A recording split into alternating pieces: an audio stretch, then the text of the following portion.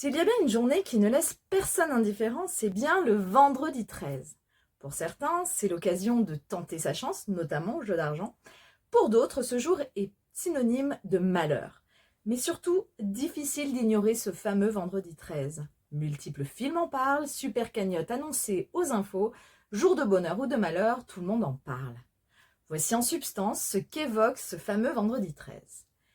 Nous savons vaguement que ce jour est associé à certains épisodes bibliques ou à d'autres mythes, comme celui des Templiers. Il y a pléthore de références au vendredi 13, mais il me semble que cela signifie surtout que cette date est ancrée dans l'histoire de l'humanité. De là, il en devient très intéressant de comprendre la signification de ce haut symbole mystique. Tout d'abord, le nombre 13. Il est omniprésent dans la spiritualité. Il exprime la réalisation spirituelle absolue constituant la transcendance du 12. Jésus et ses 12 apôtres, le roi Arthur et ses 12 chevaliers de la table ronde, les 12 constellations traversées par une 13e, celle du serpentaire, 12 noms du soleil en sanskrit, 12 symbolise la lumière de l'esprit et 13 l'intégration du savoir. Dans l'histoire de Robinson Crusoe, vendredi symbolise l'inconscient. Il tire son nom de la déesse Vénus. Il évoque la découverte du savoir dissimulé qui était caché jusque-là, le dialogue intérieur ou la réflexion.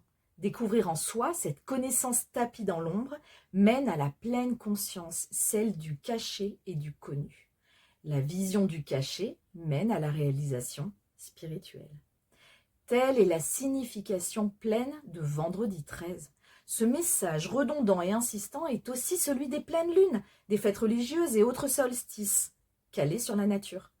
Puisque nous ne comprenons plus les enseignements de la nature, ils nous sont transmis par les traditions, nos traditions.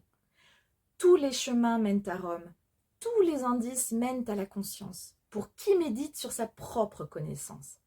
Je vous laisse donc à la méditation intérieure en ce jour si mystique.